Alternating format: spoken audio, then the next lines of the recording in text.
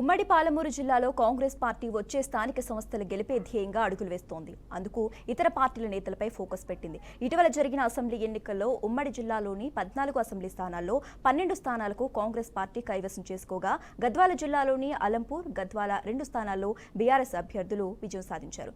లోక్సభ ఎన్నికల్లో BRS party జిల్లాలోని 2 స్థానాల్లోనూ ఓటమి పాలైంది.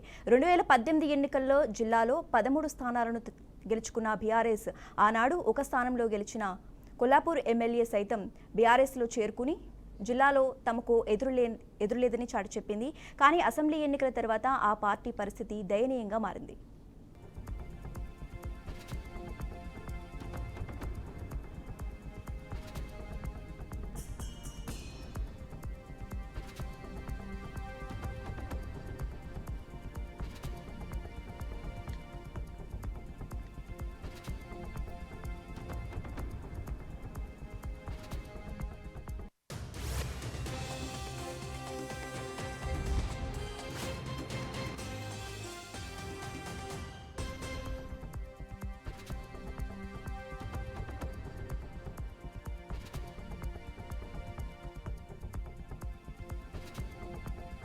ఇదిలా ఉంటే గెలిచిన ఒకరిద్దరి నేతలను సైతం కాపాడుకోవటం ఆ పార్టీకి కష్టతరంగా మారింది.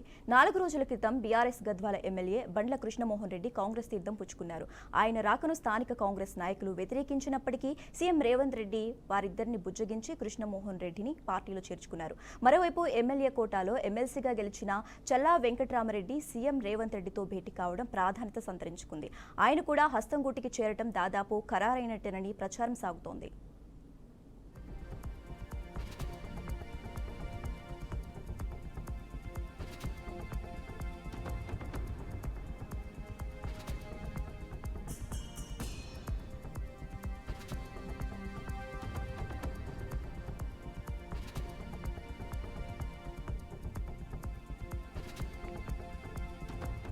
ఇక గత అసెంబ్లీ ఎన్నికల్లో అలంపూర్ నుంచి తన శిష్యుడైన విజయుడిని బీఆర్ఎస్ నుంచి ఎన్నికల్లో నిలబెట్టి గెలిపించుకున్న ఎమ్మెల్యే విజయుడు సైతం తమ బాసు అడుగుజాటల్లో నడిచేందుకు సిద్ధమయ్యారట. అంటే ఇటు ఎమ్మెల్సీ అటు ఎమ్మెల్సీ ఇద్దరు కాంగ్రెస్ సిద్ధం పుచ్చుకోవడం లాంఛనమే అంటున్నారు. ప్రస్తుతం ఆషాఢ మాసం రావడంతో వారి చేరికకు కొంత విరామం ఇచ్చినట్లు తెలుస్తోంది. మరోవైపు అలంపూర్లో బలమైన నాయకుడు ఏఐసీసీ కార్యదర్శి సంపత్ కుమార్ ఉండటంతో ఆయనతో చర్చించాకే భవిష్యత్తులో ఇబ్బంది లేకుండా ఎమ్మెల్యే ఎమ్మెల్సీ చేరికల ప్రక్రియను చేపట్టాలని సీఎం రేవంత్ రెడ్డి యోచిస్తున్నట్లు తెలుస్తోంది. వారిద్దరూ కాంగ్రెస్ లో చేరితే ఇక జిల్లాలో బీఆర్ఎస్ పరిస్థితి మరింత దయనీయంగా మారే అవకాశం ఉంది. ముఖ్యంగా జోగులాంబ గద్వాల జిల్లాలో బీఆర్ఎస్ పరిస్థితి అగమ్య గోచరంగా మారనుంది.